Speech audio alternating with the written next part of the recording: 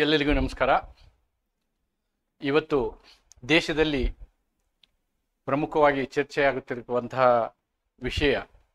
ವಿಷಯದ ಬಗ್ಗೆ ಈ ಒಂದು ವಿಡಿಯೋ ಕ್ಲಾಸನ್ನು ಇವತ್ತು ನಾನು ಮಾಡ್ತಾ ಇದ್ದೀನಿ. ಈ ನಮ್ಮ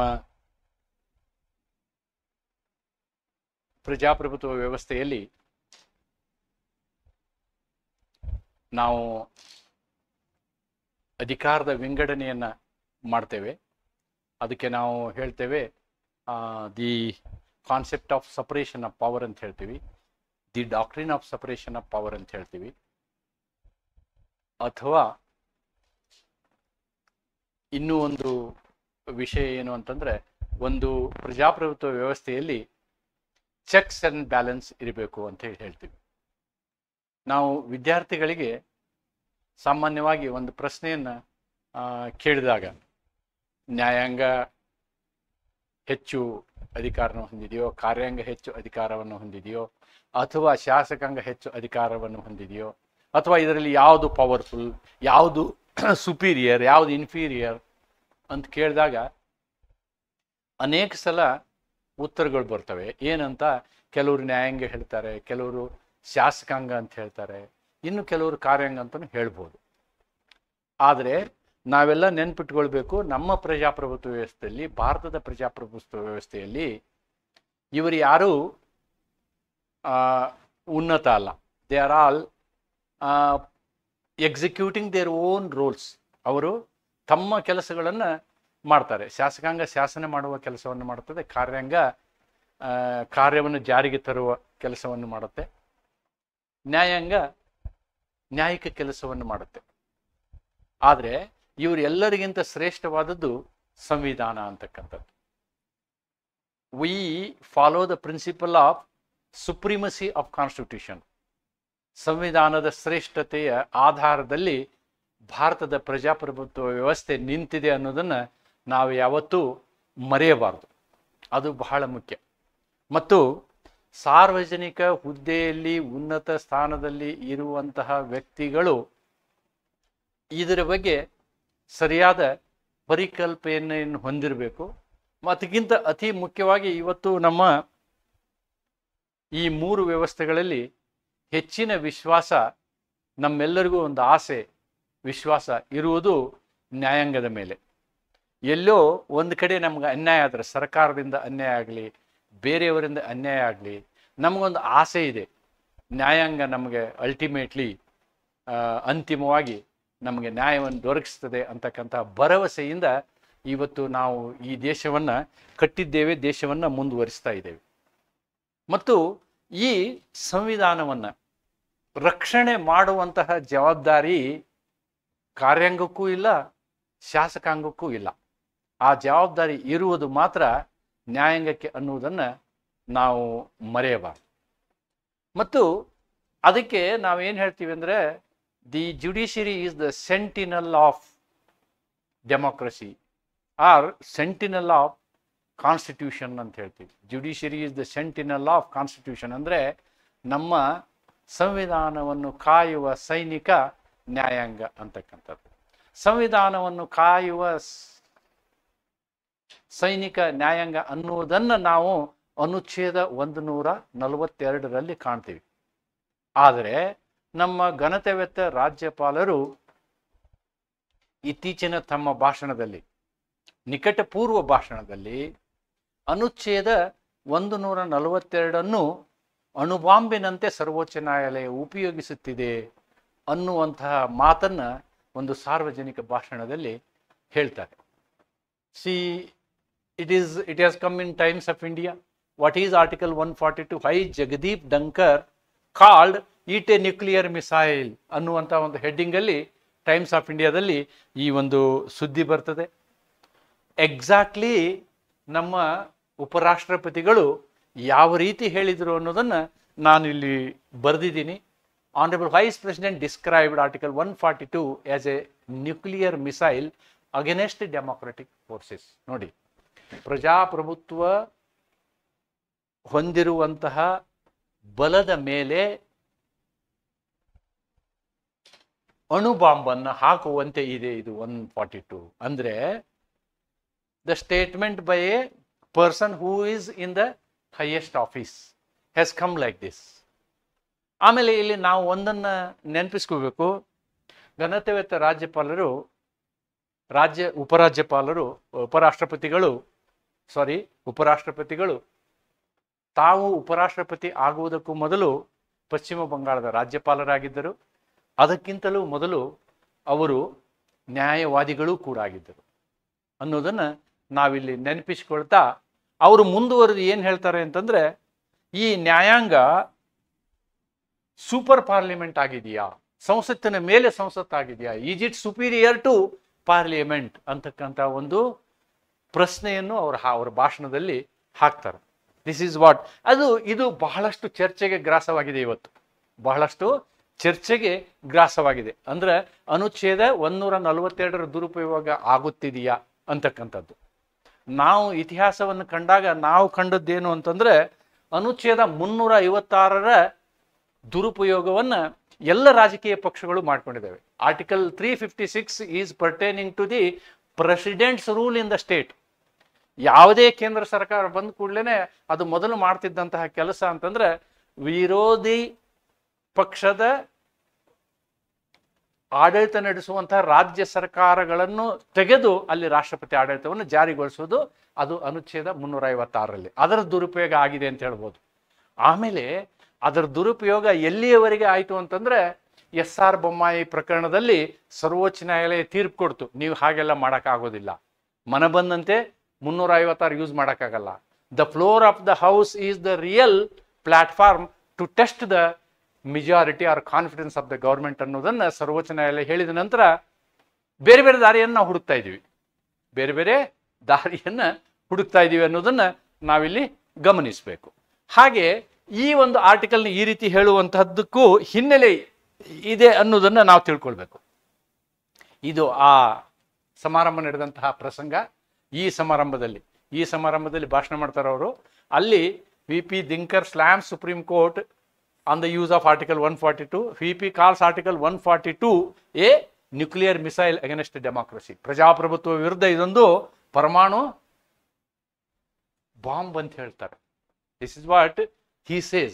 ಆದರೆ ಇದನ್ನ ನಮ್ಮ ದೇಶದ ಇವತ್ತಿನ ಸಂವಿಧಾನ ತಜ್ಞರುಗಳು ಆದಂತಹ ಹಿರಿಯ ವಕೀಲರುಗಳು ಇದನ್ನ ವಿರೋಧಿಸ್ತಾರೆ. ಅದರಲ್ಲಿ ಕಪಿಲ್ ಸಿಬಲ್ ಅವರು ಒಬ್ಬರು ಮತ್ತು ಸಿಂಘ್ವಿ ಅವರಿಗೆ ಮುಂದೆ ಬರ್ತೀನಿ. ಇವರು he has said it is saddening.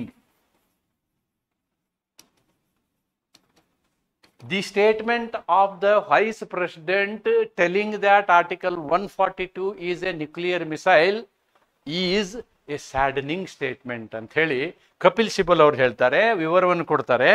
ಆಮೇಲೆ ಇಂಡಿಯಾ ಟುಡೇಗೆ ಇಂಟರ್ವ್ಯೂ ಕೊಟ್ಟಂತಹ ಡಾಕ್ಟರ್ ಅಭಿಷೇಕ್ ಮನು ಸಿಂಘ್ವಿ ಅವರು ಹಿರಿಯ ವಕೀಲರು. ಅವ್ರು ಏನು ಹೇಳ್ತಾರಂದ್ರೆ, ದಿಸ್ ಈಸ್ ಅನ್ವಾರಂಟೆಡ್ ಅಂತ ಹೇಳ್ತಾರೆ. ಈ ಹೇಳಿಕೆಯ ಅಗತ್ಯ ಇರಲಿಲ್ಲ.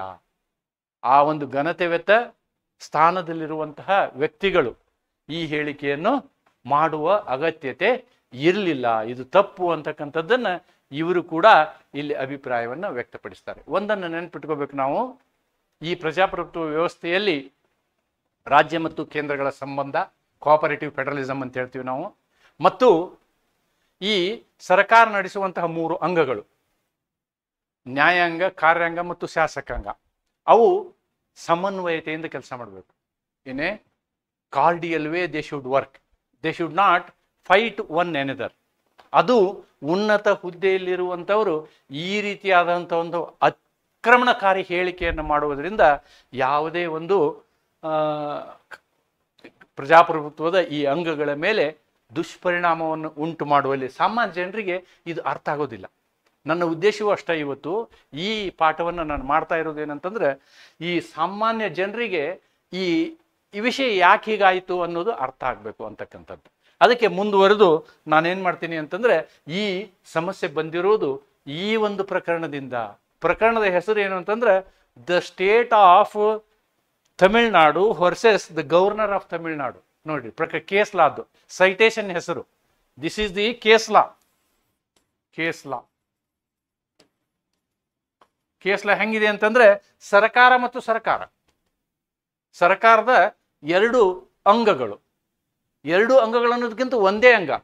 The government of Tamil Nadu versus the governor of Tamil Nadu. ಕಾರಣ ಇಷ್ಟೇ, ಈ ಗವರ್ನರು ಡಾಕ್ಟರ್ ರವಿ ಅಂತ ಹೇಳಿ ಈ ಗವರ್ನರ್ ಏನು ಮಾಡಿದರು ಅಂತಂದ್ರೆ, ತಮಿಳುನಾಡಿನ ಸರ್ಕಾರ ಮಂಜೂರು ಮಾಡಿದಂತಹ ಪಾಸ್ ಮಾಡಿದಂತಹ ಮಸೂದೆಗಳನ್ನು, ಸುಮಾರು 12 ಮಸೂದೆಗಳನ್ನು ಹಾಗೆ ಇಟ್ಕೊಂಡು ಕೂತಿದ್ರು. ಅವುಗಳನ್ನು ಇವ್ರೇನು ಮಾಡಿದ್ರು ಅಂದರೆ, ಮಸೂದೆ ಕಾನೂನು ಆಗಬೇಕು ಅಂದ್ರೆ, ಅಧಿನಿಯಮ ಆಗಬೇಕು ಅಂತಂದ್ರೆ ಅದು ರಾಜ್ಯಪಾಲರ ಅಂಕಿತವನ್ನು ಪಡೆಯಬೇಕು. ಒಂದು ವೇಳೆ ಸಂಸತ್ತು ಮಸೂದೆಯನ್ನು ಪಾಸ್ ಮಾಡಿದರೆ ನಮಗೇನಾಗಬೇಕು, ರಾಷ್ಟ್ರಪತಿಗಳ ಅಂಕಿತ ಆಗಬೇಕು, ಒಪ್ಪಿಗೆ ಆಗಬೇಕು. ಅಂದ್ರೆ ಅದು ಮಸೂದೆ ಇದು ಏನಾಗುತ್ತೆ, ನಿಯಮ ಆಗತ್ತೆ, ಅಧಿನಿಯಮ ಆಗತ್ತೆ. ಅಧಿನಿಯಮ ಅಥವಾ ಕಾನೂನಾಗತ್ತೆ. ಅಧಿನಿಯಮ ಅಥವಾ ಕಾನೂನಾಗತ್ತೆ. If a bill has to become act, it can be act only after the assent of the president in case of parliament or central union, or it has to be assented by the governor in case of state legislature. ಆದ್ದರಿಂದ ನಾವು ಮೊದಲು ಏನು ಮಾಡೋಣ ಅಂದ್ರೆ, ಈ ವಿಷಯಕ್ಕೆ ಬರುವುದಕ್ಕಿಂತ ಮೊದಲು ಈ ಸಂವಿಧಾನದಲ್ಲಿ ಒಂದು ಮಸೂದೆಯನ್ನು ಅಂಗೀಕರಿಸುವ ವಿಷಯದಲ್ಲಿ ರಾಷ್ಟ್ರಪತಿಗಳಿಗಾಗಲಿ ರಾಜ್ಯಪಾಲರಿಗಾಗಲಿ ಯಾವ ರೀತಿಯಾದಂತಹ ಒಂದು ಮಾರ್ಗದರ್ಶನ ಮತ್ತು ಅಧಿಕಾರ ಇದೆ ಅನ್ನೋದನ್ನು ನಾವು ಪ್ರಪ್ರಥಮವಾಗಿ ನೋಡೋಣ ಅಂತ ಹೇಳ್ತಾ ಐ ವಿಲ್ ಪ್ರೊಸೀಡ್. ಅದಕ್ಕೆ ನಾನೇನು ಮಾಡ್ತೀನಿ ಅಂದರೆ, ಮೊದಲನೆಯ ಒಂದು ವಿಷಯಕ್ಕೆ ಬರ್ತೀನಿ. ಅಂದರೆ ರಾಷ್ಟ್ರಪತಿಗಳು ಸಂಸತ್ತು ಜಾರಿ ಮಾಡಿದಂತಹ ಅಥವಾ ಸಂಸತ್ತು ಒಪ್ಪಿದಂತಹ, ಸಂಸತ್ತು ಪಾಸ್ ಮಾಡಿದಂತಹ ಮಸೂದೆ ರಾಜ್ಯಪಾಲರ ಹತ್ರ ಬಂದಾಗ ಏನು ಮಾಡಬೇಕು? When A bill is passed by both the houses of parliament, Rajya Sabha and Lok Sabha, and sent to the president, what the president has got the powers and responsibilities to act on that. ಮೊನ್ನೆ ವಕ್ಫ್ amendment bill ಎರಡು ಸದನದಲ್ಲಿ pass ಆದ ತಕ್ಷಣವೇ ರಾಜ್ಯಪಾಲರು ಅದನ್ನ ಏನು ಮಾಡಿದ್ರು, ಒಪ್ಪಿಗೆ ಕೊಟ್ಟರು, ಅಂಗೀಕಾರ ಮಾಡಿದ್ರು. ಮರುದಿನವೇ ಅದು ಕಾನೂನಾಯಿತು. Today we have the Waqf amendment act in force. But however, in Supreme Court now, there is a status quo is maintained in that. That's a different issue. ನಾನು ನಿಮಗೆ ಎಕ್ಸಾಂಪಲ್ ಹೇಳಿದ್ದು. ಹಾಗಿದ್ರೆ ರಾಷ್ಟ್ರಪತಿಗಳಿಗೆ 3 ಆಪ್ಷನ್ ಇದೆ. ರಾಷ್ಟ್ರಪತಿಗಳಿಗೆ ಏನಿದೆ? 3 ಆಪ್ಷನ್ ಇದೆ. When the bill is presented to him under Article 111, section ಅಲ್ಲ ಇದು, please take it as article 111 says that the options for the president is, when the bill has come to, he has to assent it. ಅದಕ್ಕೆ ಒಪ್ಪಿಗೆ ಕೊಡಬೇಕು, ಒಂದು option. Then no problem, ಬೇರೆ ಯಾವುದು ಪ್ರಶ್ನೆ ಬರಲ್ಲ. ಅದನ್ನು ತಡೆ ಹಿಡಿಯಬೇಕು, ಎರಡನೇ ಆಪ್ಷನ್. ಅಥವಾ ಮರಳಿ ಏನು ಮಾಡಬೇಕು, ಸಂಸತ್ತಿಗೆ ಕಳಿಸಬೇಕು ಸೂಚನೆಗಳೊಂದಿಗೆ, ಇದರಲ್ಲಿ ಈ ರೀತಿಯಾದವನ್ನ ಬದಲಾವಣೆಗಳನ್ನು ಮಾಡುವುದನ್ನು ನಾನು ಬಯಸುತ್ತೇನೆ ಅಂಥೇಳಿ ಕಳಿಸ್ಬೇಕು. ಆವಾಗ ಸಂಸತ್ತು ಬದಲಾವಣೆಗಳನ್ನು ಒಪ್ಪಿ ಮಾಡಬಹುದು, ಅಥವಾ ಮೊದಲು ಹೇಗಿದೆಯೋ ಅದೇ ಬಿಲ್ಲನ್ನು ವಾಪಸ್ ಕಳಿಸ್ಬೋದು. ಬದಲಾವಣೆ ಮಾಡದೆ ಹೋದರೂ ಕೂಡ, ಹಾಗೆ ಕಳಿಸಿದರೂ ಕೂಡ, ಮರಳಿ ಬಂದಂತಹ ಮಸೂದೆಯನ್ನು ರಾಷ್ಟ್ರಪತಿಗಳು ತಿರಸ್ಕರಿಸುವಂತಿಲ್ಲ. He has to accept it. This is what is available in article 111. Article 111 says that the bill should be presented to the president. President either he has to assent it, or he has to withhold it, or he has to send it back to the parliament with message of suggestion. The parliament may again pass it with or without incorporating the suggestion of the president and send it back. Once it is sent back, the president is compelled or duty bound to give assent. There is no alternative for him. Then when he withholds a bill, this is very important. Sometimes ಏನಾಗುತ್ತೆ ಅಂತಂದ್ರೆ,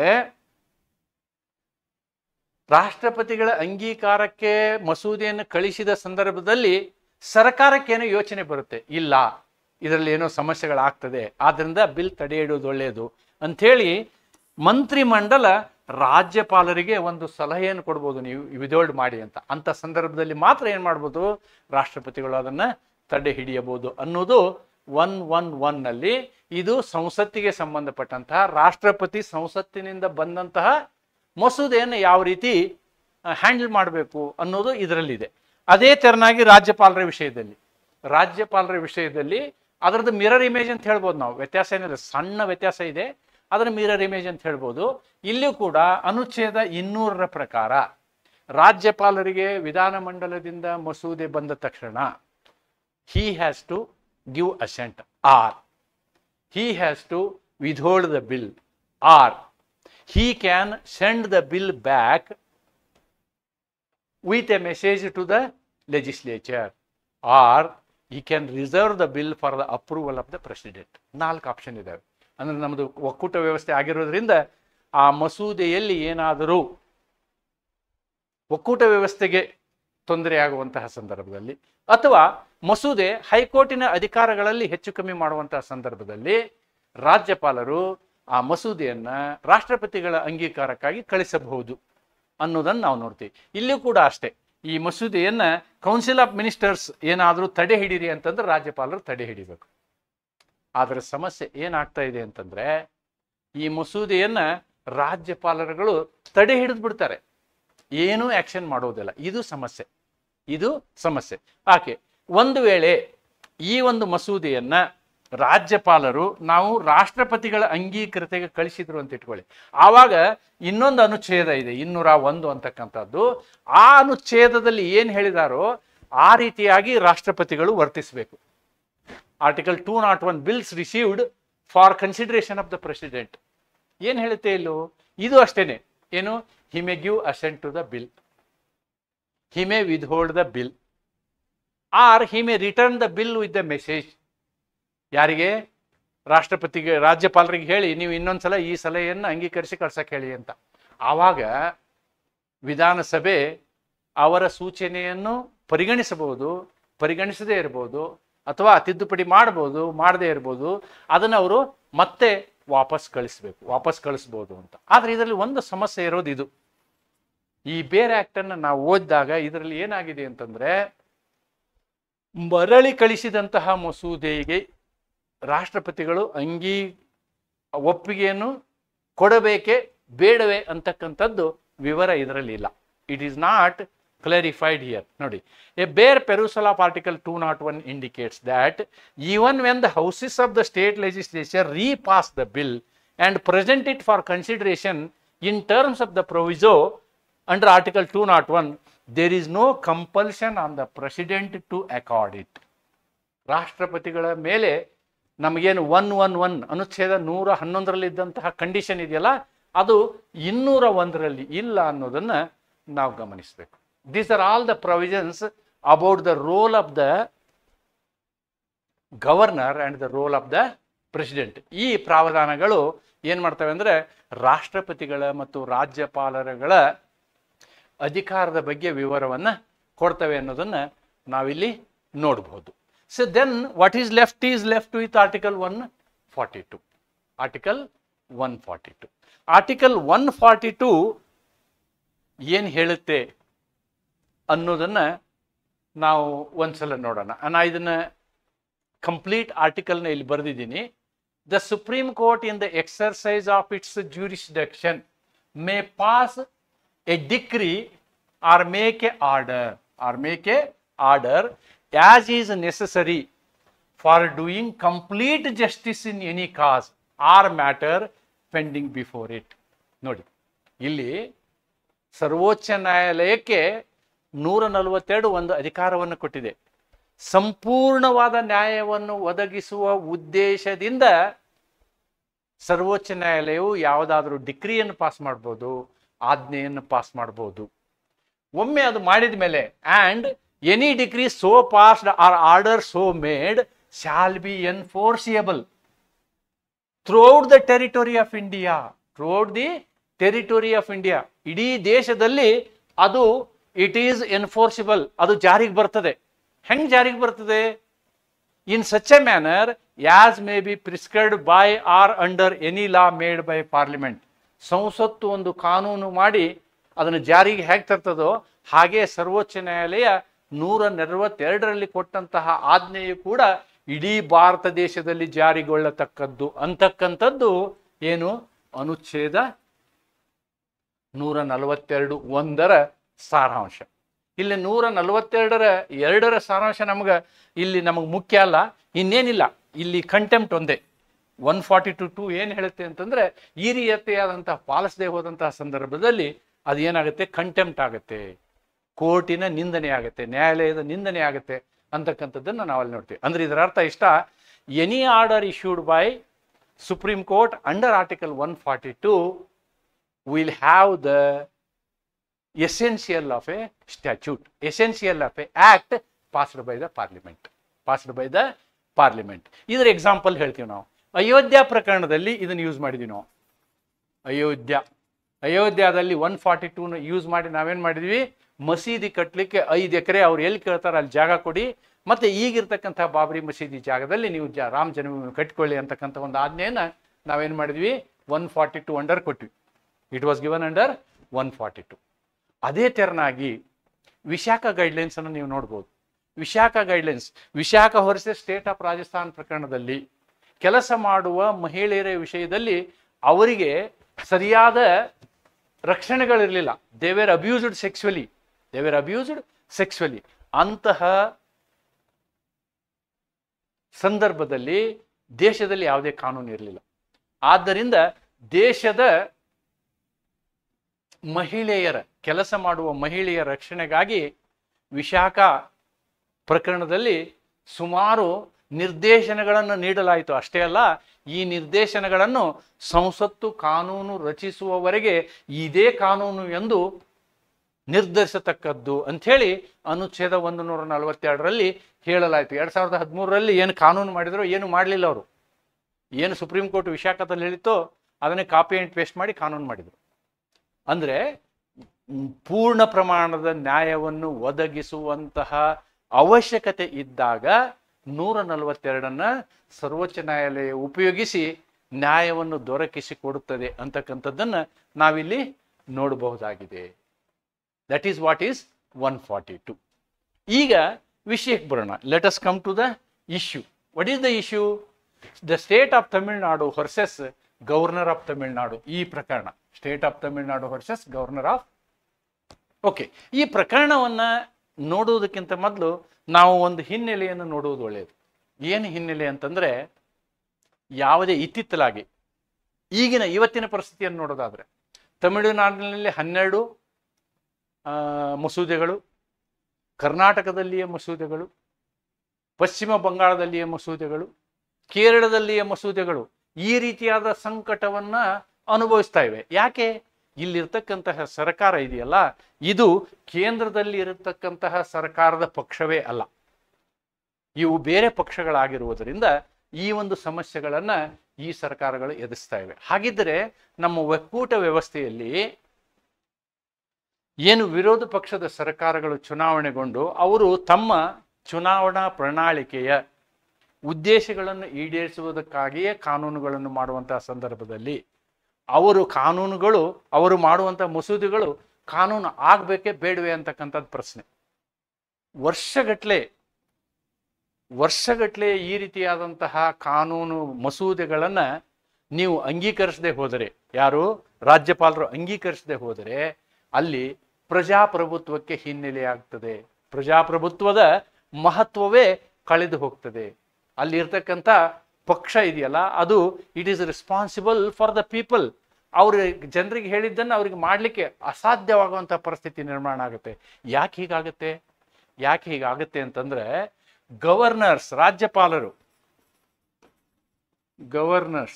work at the pleasure of the president. ಅಂದ್ರೆ ರಾಜ್ಯಪಾಲರುಗಳನ್ನ ನೇಮಿಸುವುದು ರಾಷ್ಟ್ರಪತಿಗಳು ಅಲ್ಲ, ಕೇಂದ್ರ ಸರ್ಕಾರ. Because the president is always working as per the aid and advice of the council of ministers as per article 74. ಅನುಚ್ಛೇದ 74ರ ಪ್ರಕಾರ ರಾಷ್ಟ್ರಪತಿಗಳು ಕೇಂದ್ರ ಮಂತ್ರಿಮಂಡಲದ ಸಲಹೆ ಸೂಚನೆಯಂತೆ ಕೆಲಸ ಮಾಡಬೇಕು. ಅಂದ್ರೆ ಕೇಂದ್ರ ಮಂತ್ರಿಮಂಡಲ ಯಾರನ್ನು ರಾಜ್ಯಪಾಲರನ್ನಾಗಿ ಮಾಡುತ್ತದೆಯೋ ಅವರು ರಾಜ್ಯದ ರಾಜ್ಯಪಾಲರಾಗ್ತಾರೆ. ಅಂದ್ರೆ they are working at the mercy, at the pleasure of president. Who is president? The government. ನೋಡಿ, ಹಾಗಾಗಿ ಏನಾಗುತ್ತೆ ಅಂತ ಹೇಳಿ ಅಂದ್ರೆ ಇಲ್ಲಿ ರಾಜ್ಯಪಾಲರುಗಳು ಸಂವಿಧಾನಾತ್ಮಕ ಅಧಿಕಾರಗಳನ್ನು ನಿಷ್ಪಕ್ಷಪಾತವಾಗಿ ಚಲಾಯಿಸುವ ಸಾಧ್ಯತೆಯ ಮೇಲೆ ದೊಡ್ಡ ಪ್ರಶ್ನೆ ಮೂಡಿದೆ. ಆ ಪ್ರಶ್ನೆಯನ್ನ ಇವತ್ತು ಈ ಪ್ರಕರಣ ಅಂದ್ರೆ state of Tamil Nadu versus governor of Tamil Nadu ಇದೆಯಲ್ಲ, ಈ ಪ್ರಕರಣ ಅಂತಹ ಒಂದು ಸಮಸ್ಯೆಗೆ ಪರಿಹಾರವನ್ನು ಕೊಟ್ಟಿದೆ. ಐತಿಹಾಸಿಕ ಪ್ರಕರಣವಾಗಿದೆ. ಇದು ಇವತ್ತಿನ ಸರ್ಕಾರಕ್ಕೆ ಹಿಡಿಸ್ತಾ ಇಲ್ಲ. This is not being accepted, digested ಅಂತ ಹೇಳ್ಬೋದು ನಾವು. This is not being digested. ಅದಕ್ಕೆ ನೀವು ನಿಮ್ಮದೇ ಆದಂತಹ ನ್ಯಾಯಾಂಗ, ಕಾರ್ಯಾಂಗ ಮತ್ತು ಶಾಸಕಾಂಗಕ್ಕೆ ತಮ್ಮದೇ ಆದಂತಹ ವ್ಯವಸ್ಥೆಗಳಿದ್ದಾವೆ, ಅವನ್ನ ನೋಡ್ಕೋಬೇಕೆ ಹೊರತು ಸಾರ್ವಜನಿಕರಿಗೆ ಈ ನಮ್ಮ 3 ವ್ಯವಸ್ಥೆಗಳಲ್ಲಿ ಇರ್ತಕ್ಕಂಥ ವಿಶ್ವಾಸ ಕಡಿಮೆಯಾಗುವಂತಹ ಯಾವುದೇ ಪ್ರಕ್ರಿಯೆಗಳನ್ನು ಉನ್ನತ ಹುದ್ದೆಯಲ್ಲಿರುವವರು ಮಾಡುವುದಿದೆಯಲ್ಲ, ಇದು ಪ್ರಜಾಪ್ರಭುತ್ವದ ಬೆಳವಣಿಗೆ ಒಳ್ಳೆಯದ ಲಕ್ಷಣ ಅಲ್ಲ ಅಂತಕ್ಕಂಥದ್ದನ್ನು ನಾವು ನೋಡಬೇಕು. ಈ ಪ್ರಕರಣದಲ್ಲಿ ಏನಾಗಿದೆ ನೋಡೋಣ. The judgement is given by justice Pardiwala and Mahadevan ಅಂತಕ್ಕಂಥವ್ರು. ನೋಡಿ, ಈ ಜಡ್ಜ್ಮೆಂಟನ್ನು ಕೂಡ ನಾನು ಸಂಪೂರ್ಣವಾಗಿ ಜಡ್ಜ್ಮೆಂಟನ್ನು ಗಮನಿಸಿದ್ದೀನಿ. ಈ ಜಡ್ಜ್ಮೆಂಟನ್ನು ಕೊಡಬೇಕಾದ್ರೆ ಈ ಸಂವಿಧಾನದ ಅನುಚ್ಛೇದ 111, 200 ಮತ್ತು 201 ಇರ್ತಕ್ಕಂತಹ ಗ್ರೇ ಏರಿಯಾ ಅಂತ ಹೇಳ್ತೀವಿ ನಾವು, ಅವುಗಳ ನಿರ್ಮೂಲನವನ್ನು ಈ ಪ್ರಕರಣದಿಂದ ಮಾಡಿದ್ದಾರೆ. ಈ ಪ್ರಕರಣವನ್ನು ಸುಮ್ಮನೆ ಮಾಡಿಲ್ಲ. ಮೋರ್ ದ್ಯಾನ್ 400 ಪೇಜಸ್ ಜಡ್ಜ್ಮೆಂಟಲ್ಲಿ ಇವರುಗಳು ಪೂರ್ಣ ಪ್ರಮಾಣದಲ್ಲಿ ಹಿಂದೆ ಹೋಗಿದ್ದಾರೆ. 1919ರಿಂದ ಪ್ರಾರಂಭ ಮಾಡಿ ಯಾವ ವ್ಯವಸ್ಥೆಗಳಿದ್ವು, what was the arrangement available in government of India act 1919, government of India act 1935. Then what are the discussions and deliberations that took place about this article 200 and 201 by the Constituent Assembly? ಇದೆಲ್ಲವನ್ನೂ ನೋಡಿದ್ದಾರೆ. ಸಂವಿಧಾನ curd ಸಮಿತಿ ಈ ವಿಷಯದಲ್ಲಿ ಮಾಡಿದಂತಹ ಚರ್ಚೆಯ ಬಗ್ಗೆಯೂ ಕೂಡ ನೋಡಿದ್ದಾರೆ. ನೋಡಿ ತಮ್ಮ ಫೈನಲ್ ಜಡ್ಜ್ಮೆಂಟ್ ಅನ್ನು ಕೊಟ್ಟಿದ್ದಾರೆ. ಆ ಚರ್ಚೆಗಳಲ್ಲಿ ಈ ಎಲ್ಲ ಸಂಶಯಗಳು ಬಂದಿದೆ. ವಿರೋಧ ಪಕ್ಷಿದ್ರೆ ಏನಾಗುತ್ತೆ, ಏನ್ ಮಾಡ್ತಾರೆ ಅಂತ ಹೇಳಿ.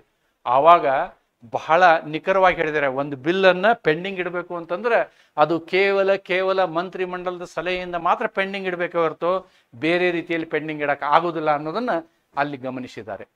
ಇವೆಲ್ಲವನ್ನೂ ನೋಡಿದಂತಹ ಈ ಪೀಠ, ನ್ಯಾಯಾಲಯದ, ಸರ್ವೋಚ್ಚ ನ್ಯಾಯಾಲಯದ ಪೀಠ ಇದೆಯಲ್ಲ, ಈ ಪೀಠ ಏನು ನಿರ್ಧಾರಕ್ಕೆ ಬಂತು ಅಂತಂದ್ರೆ no absolute or pocket veto. ಒಂದು ಮಸೂದೆಯನ್ನ ನೀವು ಏನ್ ಹೇಳ್ತೀರಿ, ಅನಿಯತ ಕಾಲದವರೆಗೆ ತಡೆ ಹಿಡಿಯಲು ಸಾಧ್ಯವಿಲ್ಲ. ನೋ ಪಾಕೆಟ್ ವೀಟೋ, ನೀವು ನಿಮ್ಮ ಜೇಬಲ್ಲಿ ಇಟ್ಕೊಂಡು ಸುಮ್ಮನೆ ಮಲಗಕ್ಕೆ ಆಗಲ್ಲ ಅಂತಕ್ಕಂಥ. The court held that the governor does not possess an absolute veto or the authority to indefinitely withhold assent. Indefinitely withhold assent ಗೆ ನಾವೇನು ಹೇಳ್ತೀವಿ, ಪಾಕೆಟ್ ವಿಟೋ ಅಂತೀವಿ. To bills passed by the state legislature. This is the decision given. Next, mandatory assent after reconsideration. ಒಮ್ಮೆ ಮರಳಿ ಕಳಿಸಿದಂತಹ ಮಸೂದೆ ಇದೆಯಲ್ವಾ, ಅದನ್ನು ನೀವು ಕಂಪಲ್ಸರಿಯಾಗಿ ಒಪ್ಪಲೇಬೇಕು. ಅದನ್ನು ನೀವು, if the governor returns A bill and the legislature repass it, the governor is constitutionally obliged. 111 ನಲ್ಲಿರ್ತಕ್ಕಂಥ ಏನು ಪ್ರಾವಧಾನ ಇದೆಯಲ್ವಾ, ಅನುಚ್ಛೇದ 111 ನಲ್ಲಿರ್ತಕ್ಕಂಥ ಪ್ರಾವಧಾನ ಏನು ಮಾಡಬೇಕು, ರಾಜ್ಯಪಾಲರಿಗೂ ಅನ್ವಯ ಆಗಬೇಕು. To grant assent within a stipulated time frame ಅನ್ನೋದನ್ನ ಇಲ್ಲಿ ನಿರ್ಧಾರ ಮಾಡಲಾಗ್ತದೆ. ಟೈಮ್ ಫ್ರೇಮ್ ಏನಿದೆ ಅನ್ನೋದನ್ನು ನಾವು ನೋಡ್ತೀವಿ. ಟೈಮ್ ಫ್ರೇಮ್ ಎಸ್ಟಾಬ್ಲಿಷ್ಡ್ 1 month, 1 ತಿಂಗಳೊಳಗೆ ನೀವು ನಿರ್ಧರಿಸಬೇಕು. Reserve the bill or reconsider, ಅಥವಾ ರಾಷ್ಟ್ರಪತಿ ಕಳಿಸ್ತಿರೋ, ಇದು 1 ತಿಂಗಳೊಳಗೆ ನಿರ್ಧಾರ ಆಗಬೇಕು. ಆಮೇಲೆ 3 ತಿಂಗಳೊಳಗೆ ನೀವೇನು ಮಾಡಬೇಕು, ಬಿಲ್ ರೀಕನ್ಸಿಡರೇಷನ್ ಕಳಿಸ್ಬೇಕು. 1 month to act on repassed bill. Repass ಆಗಿ ಬಂದಂತಹ ಬಿಲ್ಲನ್ನು ನೀವೇನು ಮಾಡಬೇಕು, 1 ತಿಂಗಳೊಳಗೆ ಅದಕ್ಕೆ ಒಪ್ಪಿಗೆ ಕೊಡಬೇಕು ಅಂತಕ್ಕಂಥದ್ದನ್ನು ಹೇಳ್ತು. ಅಷ್ಟೇ ಅಲ್ಲ, ಇದು ಅಲ್ಲದೆ ರಾಷ್ಟ್ರಪತಿಗಳು ಕೂಡ ಕಳಿಸಿದಂತಹ ಬಿಲ್ಲನ್ನು ವಾಪಸ್ ಕಳಿಸಿದ ಮೇಲೆ ಅವರು ಕೂಡ ಏನು ಮಾಡಬೇಕು, ಅದನ್ನ ಸಕಾರಣದಿಂದ ವಿದಲ್ಡ್ ಮಾಡಬೇಕೆ ಹೊರತು ಕಾರಣಗಳನ್ನು ರೆಕಾರ್ಡ್ ಮಾಡಲೇ ಆದರೆ ಸುಮ್ಮನೆ ವಿದಲ್ಡ್ ಮಾಡೋಕ್ಕಾಗಲ್ಲ. Within 3 months the president also has to give the assent to the bill. ಒಂದು ವೇಳೆ ಇದನ್ನು ಮಾಡದೆ ಹೋದಂತಹ ಸಂದರ್ಭದಲ್ಲಿ ನ್ಯಾಯಿಕ ಮರುಪರಿಶೀಲನೆಗೆ ಈ ನಿರ್ಧಾರಗಳು ಒಳಪಡುತ್ತವೆ. The judicial review is available when the bill is ವಿದ್ಹೆಲ್ಡ್.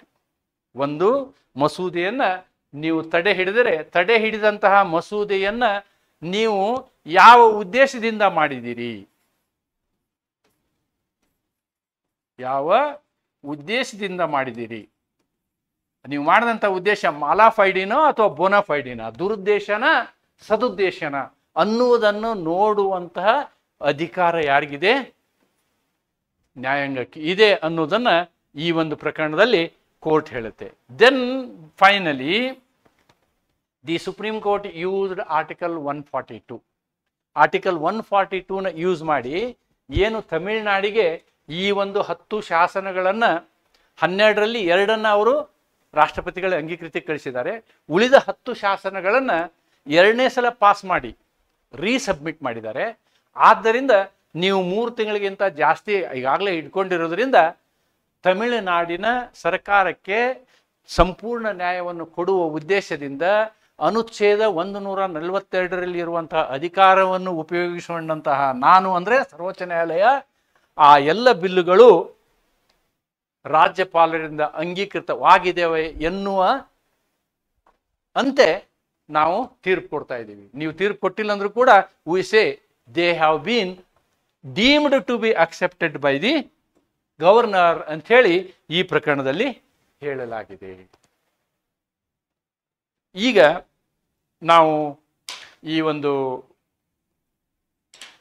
ಏನು ವಿಷಯ ಚರ್ಚೆ ನಡೀತಾ ಇದೆ ಅಂತಕ್ಕಂಥದ್ದನ್ನು ನಾವು ಈಗ ಅವಲೋಕಿಸಬಹುದು. ಒಂದು, ಈ ರಾಜ್ಯಗಳು, ವಿರೋಧಿ ಪಕ್ಷದಲ್ಲಿ ಇರ್ತಕ್ಕಂತಹ ರಾಜ್ಯಗಳು ಶಾಸನವನ್ನು ಮಾಡಬೇಕೇ ಮಾಡಬಾರ್ದ? ಶಾಸನವನ್ನು ಮಾಡಿದಾಗ ರಾಷ್ಟ್ರಪತಿಗಳಿಂದ ನೇಮಿಸಲ್ಪಟ್ಟಂತಹ ರಾಜ್ಯಪಾಲರುಗಳು ನಿಷ್ಪಕ್ಷಪಾತದಿಂದ ವರ್ತಿಸದೆ ಹೋದ ಸಂದರ್ಭದಲ್ಲಿ ರಾಜ್ಯ ಪ್ರಜಾಪ್ರಭುತ್ವ ವ್ಯವಸ್ಥೆಗೆ ಆಗುವ ಅನ್ಯಾಯವನ್ನು ತಡೆಯಬೇಕೇ ಬೇಡವೇ ಅಂತಕ್ಕಂತಹ ಪ್ರಶ್ನೆಗಳನ್ನು ನಾವು ಮುಂದಿಟ್ಕೊಂಡು ರಾಜ್ಯಪಾಲರು ಉಪರಾಷ್ಟ್ರಪತಿಗಳು ಇದರ ಹಿನ್ನೆಲೆಯನ್ನಿಟ್ಟುಕೊಂಡು ಮಾತನಾಡಿದಂತಹ ಉಪರಾಷ್ಟ್ರಪತಿಗಳ ಮಾತುಗಳು ಸರಿ ಇವೆಯೇ, ಅಥವಾ ಸರ್ವೋಚ್ಚ ನ್ಯಾಯಾಲಯ 142ರ ಅಡಿಯಲ್ಲಿ ತಮಿಳುನಾಡಿಗೆ ಕೊಟ್ಟಂತಹ ಈ ತೀರ್ಪು ಸರಿಯಾಗಿದೆಯೇ ಅನ್ನುವುದನ್ನು ನಾವು ನಿರ್ಧರಿಸಬೇಕಾಗಿದೆ. ಬೇರೆ ದೇಶದ ಪ್ರಜಾಪ್ರಭುತ್ವ ವ್ಯವಸ್ಥೆಯಲ್ಲಿ ಈ ರೀತಿಯಾದಂತಹ ಗೊಂದಲ ಇಲ್ಲ. ನಮ್ಮ ರಾಷ್ಟ್ರದ ಪ್ರಜಾಪ್ರಭುತ್ವ ವ್ಯವಸ್ಥೆಯಲ್ಲಿ, ನಮ್ಮ ಸಂವಿಧಾನ ಪ್ರಜಾಪ್ರಭುತ್ವ ವ್ಯವಸ್ಥೆಯಲ್ಲಿ ಮೊದಲೊಂದು ವ್ಯವಸ್ಥೆ ಇತ್ತು. ವಿರೋಧಿ ಪಕ್ಷದ ಎಲ್ಲ ಸರ್ಕಾರಗಳನ್ನು ಪಕ್ಷಾತೀತವಾಗಿ, ಅದು ಕಾಂಗ್ರೆಸ್ ಇರಲಿ ಮತ್ತೊಂದು ಪಕ್ಷ ಇರಲಿ, ಮಾಡಿದ ಕೆಲಸವೇ ಇದು. ಆದರೆ ಇತ್ತೀಚಿನ ದಿನಗಳಲ್ಲಿ SR ಬೊಮ್ಮಾಯಿ ಪ್ರಕರಣದ ನಂತರ ವಿರೋಧಿ ಪಕ್ಷದಲ್ಲಿರ್ತಕ್ಕಂತಹ ಸರ್ಕಾರಗಳನ್ನು ಯಾವ ರೀತಿ ಕೆಲಸ ಮಾಡದಂತೆ ನಾವು ನೋಡಿಕೊಳ್ಳಬಹುದು ಅನ್ನುವುದನ್ನು ನಾವು ಈ ಒಂದು ಪ್ರಕರಣದ ಇರತಕ್ಕಂತಹ ಏನು ವಾಸ್ತವಗಳಿದಾವಲ್ಲ ಇವುಗಳನ್ನು ನಾವು ಕಾಣ್ಬೋದು. ನಿಮ್ಗೆ ಯಾರಿಗಾದರೂ ಈ ಒಂದು ಪ್ರಕರಣದ ವಿವರಣವಾದ 400-500 ಮೀಟರ್ನ 500 ಪೇಜ್ಗಳ ಒಂದು ಜಡ್ಜ್ಮೆಂಟ್ ಇದೆ. ಇದನ್ನು ಓದುವ ಆಸಕ್ತಿ ಇದ್ದರೆ ನಮ್ಮ ಸೋಷಿಯಲ್ ಮೀಡಿಯಾದಲ್ಲಿ ಇದು ಅವೈಲೇಬಲ್ ಇದೆ. ನೀವು the state of Tamil Nadu versus the governor of Tamil Nadu 2000 April 8, 2025 ಅಂತ ಕೊಟ್ಟರೆ ಜಡ್ಜ್ಮೆಂಟ್ ಬರ್ತದೆ. ಜಡ್ಜ್ಮೆಂಟನ್ನು ಓದಿ ನೀವು ನಿಮ್ಮ ನಿರ್ಣಯವನ್ನು ನನಗೆ ತಿಳಿಸ್ಬೋದು. ನಮ್ಮ ಕಮ್ಯುನಿಟಿನಲ್ಲಿ ಈ ಒಂದು ವಿಡಿಯೋದ ಬಗ್ಗೆ ನಿಮ್ಮ ಅಭಿಪ್ರಾಯವನ್ನು ತಿಳಿಸ್ಬೋದು ಅಂತ ಹೇಳ್ತಾ ಇವತ್ತಿನ ಈ ಒಂದು ವಿಡಿಯೋನ ಇಲ್ಲಿಗೆ ಮುಗಿಸ್ತೀನಿ. ಮತ್ತು ವಿಡಿಯೋ ತುಂಬ ವಿವರವಾಗಿ ನಾನು ಮಾಡಿರುವುದು ಉದ್ದೇಶ ಇಷ್ಟೇ. ಭಾರತದ ಪ್ರಜೆಗಳಾದ ನಾವು ಇವತ್ತು ನಮಗೆ ಅವಶ್ಯಕತೆ ಏನಿದೆ ಅಂತಂದರೆ ನಮ್ಮ ಸಂವಿಧಾನಗಳೇನು, ನಮ್ಮ ಸಂವಿಧಾನ ಹೇಗಿದೆ, ಸಂವಿಧಾನದಲ್ಲಿ ಇರ್ತಕ್ಕಂಥ ಪ್ರಾವಧಾನಗಳೇನು, ನಮಗೆ ಇರ್ತಕ್ಕಂಥ ಅಧಿಕಾರಗಳೇನು, ಎಲ್ಲೆಲ್ಲಿ ನಮ್ಮ ನ್ಯಾಯಾಂಗ ಸಂವಿಧಾನದಲ್ಲಿ ಇರ್ತಕ್ಕಂಥ ಕೊರತೆಗಳನ್ನು ನೀಗಿಸಿದೆ ಅಂತಕ್ಕಂಥದ್ದನ್ನು ತಿಳಿದುಕೊಳ್ಳೋದಕ್ಕೆ ಇದು ಒಂದು ಉದಾಹರಣೆ. ನಾವು ಇಂತಹ ಅನೇಕ ಪ್ರಕರಣಗಳನ್ನು ಪರಿಸರ ನ್ಯಾಯಶಾಸ್ತ್ರದಲ್ಲಿಯೂ ನೋಡ್ತೀವಿ. ಪರಿಸರ ನ್ಯಾಯಶಾಸ್ತ್ರವಂದ್ರೆ ಈ ಗುಡ್ ಎನ್ವಿರಾನ್ಮೆಂಟ್ ಅನ್ನೋದನ್ನು ನಾವು ಅನುಚ್ಛೇದ 21ಕ್ಕೆ ತೊಗೊಂಬಂದಿದ್ದೀವಿ. ನಮ್ಮ ಅನುಚ್ಛೇದ 21ರ ವಿಸ್ತರಣೆಯನ್ನು ನಮ್ಮ ನ್ಯಾಯಾಂಗ ಯಾವ ರೀತಿ ಮಾಡಿದೆ, ಅಥವಾ ದಶಕಗಳಿಂದ ಸಮಸ್ಯೆ ಆಗಿದ್ದಂತಹ ಅಯೋಧ್ಯೆಯ ಸಮಸ್ಯೆಯನ್ನು ನಮ್ಮ ನ್ಯಾಯಾಂಗ ಯಾವ ರೀತಿ ಬಗೆಹರಿಸಿದೆ ಅಂತಕ್ಕಂಥದ್ದನ್ನು. ಅಯೋಧ್ಯೆ ನ್ಯಾಯವನ್ನು ಬಗೆಹರಿಸಿದ ತಕ್ಷಣ ನಮ್ಮ ಸರ್ವೋಚ್ಚ ನ್ಯಾಯಾಲಯವನ್ನು ನಾವೆಲ್ಲರೂ ಕೊಂಡಾಡಿದೆವು. ಆದರೆ ಇವತ್ತಿನ ದಿನ ಈ ರೀತಿಯಾಗಿ ಸಮಸ್ಯೆ ಇದ್ದಂಥ ಪ್ರಜಾಪ್ರಭುತ್ವದ, ಅತಿ ಮುಖ್ಯವಾಗಿ ಫೆಡರಲ್ ಸಿಸ್ಟಮ್ನ, ಒಕ್ಕೂಟ ವ್ಯವಸ್ಥೆಯ ಬುನಾದಿಯನ್ನು ಸರಿಪಡಿಸುವ ಈ ಒಂದು ಪ್ರಕರಣ ಬಂದ ನಂತರ ನಮ್ಮ ಪ್ರತಿಕ್ರಿಯೆ ಯಾವ ರೀತಿ ಇದೆ ಅನ್ನುವುದನ್ನು ನಾವು ಅವಲೋಕನ ಮಾಡುವಂತಹ ಕಾಲ ಇದೆ. ಭಾರತೀಯ ಪ್ರಜೆಗಳಾದ ನಾವು ಎಲ್ಲರೂ ಇದನ್ನು ಬಹಳಷ್ಟು ಗಂಭೀರವಾಗಿ ವಿಚಾರಿಸಿ ನಾವು ಈ ನಮ್ಮ ಪ್ರಜಾಪ್ರಭುತ್ವದ ಯಶಸ್ಸಿಗೆ ನಮ್ಮ ಕಾಣಿಕೆಯನ್ನು ಕೊಡುವಂತಹ ದಿನಗಳು ನಮಗೆ ಪ್ರತಿ 5 ವರ್ಷಕ್ಕೊಮ್ಮೆ ಬರ್ತವೆ ಅಂತಕ್ಕಂಥದ್ದನ್ನು ನಿಮಗೆ ನೆನಪಿಸಿ ನನ್ನ ಈ ವಿಡಿಯೋನ ಇಲ್ಲಿ ಮುಗಿಸ್ತೀನಿ. ನಮಸ್ಕಾರ. Thank you.